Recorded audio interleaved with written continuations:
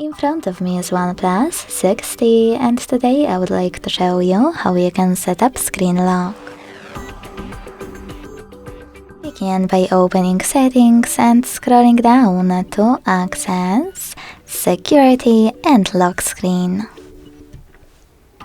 Then click on Lock Screen Passcode over here and select one of those login methods, pattern, PIN or password.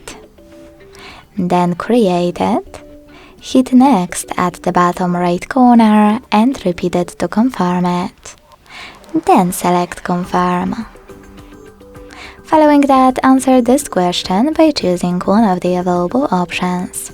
Show all notification content, show sensitive content only when unlocked, or don't show notifications at all. Whatever you decided, when you finished, hit Done.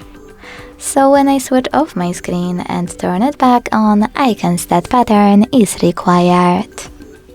Thanks so much for watching. If you enjoyed this video, leave a like, comment and subscribe. Bye!